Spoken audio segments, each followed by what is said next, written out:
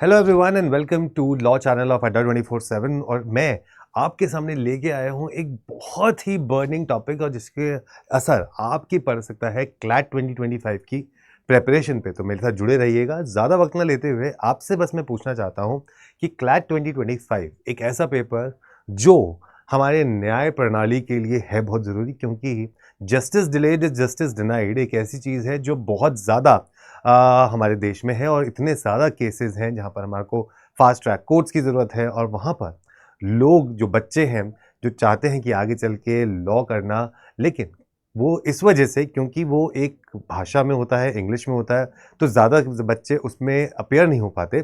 तो उसके लिए ये एक क्वेश्चन बहुत इंपॉर्टेंट बन जाता है सारी की सारी लॉ फ्रेटर्निटी के लिए कि CLAT 2025 be conducted in regional languages, yes और नो, हाँ या ना, ये जवाब है। और इसके ऊपर बहुत टाइम से बहुत बड़ी डिबेट और सारा डिस्कशंस ऑलरेडी चल रहा है, लेकिन उसके बावजूद भी अभी हम किसी भी एक कंक्लूजन पे नहीं पहुंच पा रहे हैं। तो उसी के बीच में हमारे पास एक ये आर्टिकल निकल के आता है जो एक बहुत ही डेली न्यूज़पेपर में ये छपा था, जिसकी हेडलाइन है will CLAT in regional languages democratise legal education. क्या ऐसा होगा? लेकिन वहां पर यह बोला जाता है कि experts claim the exam question pattern focuses a lot on applicants' ability to comprehend and analyze English passages and the model should not be changed। तो क्या इसका मतलब ये है कि क्लैट 2025 में भी जो हम ये सपना एक देख रहे थे कि रीजनल लैंग्वेजेस में ये पेपर होना चाहिए, क्या ये अब रीजनल लैंग्वेजेस में पेपर हो पाएगा? क्या होना चाहिए? और अगर ये होना चाहिए और अगर ये होता है तो इसके क्या रेपरकशंस इस पे हो सकते हैं या क्या चेंजेस हम एक्सपेक्ट कर सकते हैं क्लैट 2025 में? तो चलिए आगे चलते हैं।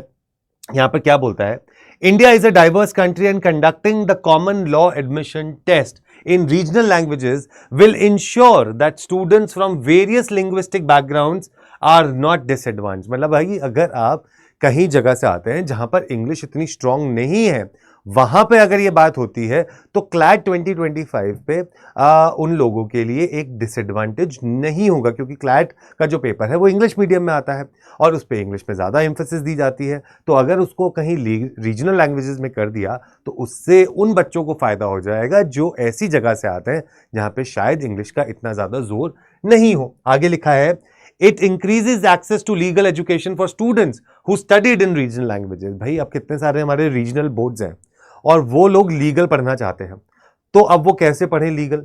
क्योंकि पेपर तो इंग्लिश में आता है और उनको पास इंग्लिश का एक्सेस नहीं है, तो इसलिए उनको और उस बच्चे वंचित नहीं रह जाएंगे उस लीगल पढ़ाई से। The stakeholders argue that conducting CLAT in regional languages might compromise the quality and standardization of the exam।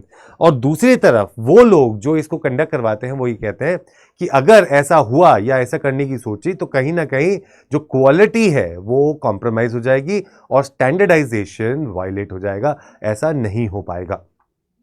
Translating legal terminologies and complex concepts accurately can be challenging and there are concerns about maintaining the integrity of tests across different languages। Yes, ये बात तो है। जब ऐसा कहा जाता है कि इस चीज़ को ट्रांसलेट करके हम लॉ को किसी और भाषा में समझाएं तो वहां पर उन टर्मिनोलॉजीज को करना थोड़ा सा मुश्किल हो सकता है। एक्सपेरिमेंटल बेसिस पे क्या है, CLAT is not held in regional languages since the medium of instruction in LNUs is English. क्योंकि एनएलयूज में इंग्लिश में पढ़ाया जाता है इसलिए क्लैट को रीजनल भाषाओं में नहीं करवाया था। क्यों? क्योंकि वहां पर एक basic proficiency in English language is important. तो यहां पर इस आर्टिकल के हिसाब से एक एम्फोसिस देने की कोशिश की जा रही है कि अगर किसी को क्लैट का पेपर क्लियर करना है तो उसके लिए इंग्लिश का स्ट्रांग होना बहुत जरूरी है। उसका इंग्लिश का सेक्शन, उसका क्रिटिकल रीजनिंग का सेक्शन बहुत अच्छा होना चाहिए। उस वजह से बच्चे कहीं ना कहीं बैक स्टेप पे हो जाते हैं। जब हम करंट अफेयर्स और लीगल को, जहां पर आपको पढ़ना चाहिए हर एक सब्जेक्ट को पढ़ो, लेकिन जब कॉम्प्रिहेंशन लेवल ही बच्चे का सही नहीं होता तो वो ये क्वेश्चन और ये सेक्शन भी गलत करके आ जाता है। आगे बोलते हैं, a study suggestions from reforms at the NLU University set up through state legislation was conducted for the Ministry of Law and Justice in 2018। तो एक स्टडी करी गई थी, ठीक है, 2018 में, which proposed holding the exam in Hindi along with English, जिसने ये कहा था कि चलो रीजनल लैंग्वेजेस में नहीं कर रहे लेकिन हिंदी में तो कर लो, ठीक है. There has been no unanimity within the consortium on this issue. Consortium of NLUs में इसके ऊपर भी कोई सहमति नहीं बनी थी. However, recently there has been some progress in this regard. This year, on an experimental basis, CLAT may have some portions in a few regional languages, which is a positive development, says Faizan Mustafa, a former Vice Chancellor of Nalsar University, Hyderabad, and Vice Chancellor of Chanakya national law college university. CNLU के chancellor हैं वो इस समय, और उनका कहना है कि इस साल एक्सपेरिमेंट के बेसिस पे शायद कुछ portion of the paper regional languages में भी हो सकता है. ये एक बहुत बड़ी खबर है, लेकिन ये अभी सिर्फ में है, मतलब पॉसिबिलिटी है. ये कोई अभी इसके ऊपर स्टैंप नहीं लगी है कि ऐसा होने वाला है. लेकिन अगर ऐसा होता है तो कुछ बच्चों को जो शायद ये सोच के रह जाते हैं कि हम क्लैट नहीं कर पाएंगे, अब उनको एक उम्मीद की किरण यहां पर दिखाई जरूर दे रही है. तो आप लोगों का क्या सोचना है इसके बारे में कि आप लोग रीजनल लैंग्वेजेस में हिंदी में चाहते हो, या सिर्फ चाहते हो कि चलो इंग्लिश और हिंदी में हो जाए, रीजनल लैंग्वेजेस में ना भी हो तो हम क्लैट एक्सेसिबल हो जाएगा काफी और लोगों के लिए. आपका क्या सोचना है इस पे कमेंट करके मुझे जरूर बताइएगा, क्योंकि ये एक बहुत बड़ा डेवलपमेंट हो सकता है in the history of CLAT and consortium of NLUs. अगर पेपर इस साल के कुछ पोर्शंस भी अगर रीजनल लैंग्वेज या हिंदी में हो जाते हैं तो उससे क्या स्कोप ऑफ दिस पेपर बढ़ जाएगा और ज्यादा लोग इस पेपर को दे पाएंगे. तो आपका क्या सोचना है ये आप जरूर बताइएगा, ठीक है. ये सारे के सारे conducting exams in regional languages is difficult because unlike other exam CLAT has comprehension based question, तो उसको रीजनल लैंग्वेजेस में ट्रांसलेट करना मुश्किल हो सकता है. दूसरे लोग बार काउंसिल ऑफ इंडिया कहते हैं और नेशनल टेस्टिंग एजेंसी कहते हैं, उन्होंने पिछले साल ऑफर किया था कि वो चाहेंगे कि पेपर वो लोग कंडक्ट करवाएं और कंसोर्शियम ऑफ एनालिस्ट नहीं. इसके ऊपर भी हमने सेशन लिया था और आपको बताया था कि क्यों कंसोर्शियम को करना ज्यादा बेनिफिशियल रहेगा rather than going to NTAs and any other bar council of India. तो आपका क्या सोचना है इसके बारे में जरूर मुझे कमेंट करके बताइएगा. और अगर आप चाहते हैं इस पेपर की तैयारी हमारे साथ करना तो आप अड्डा 24/7 की साइट पे जा सकते हैं.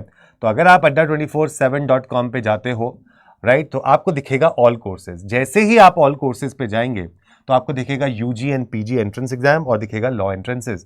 यहां दिखता है क्लैट और आपको दिखता है विजनरी 2.0 बैच जो कि क्लैट 2025 के लिए है.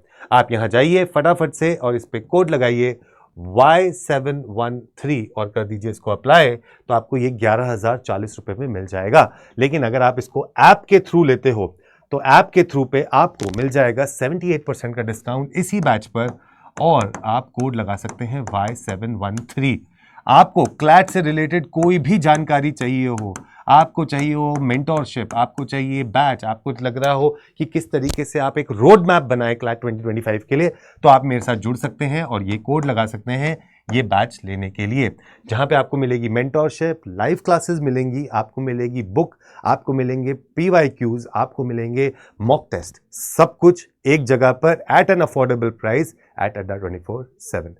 So see you there and let's crack CLAT together. All the best.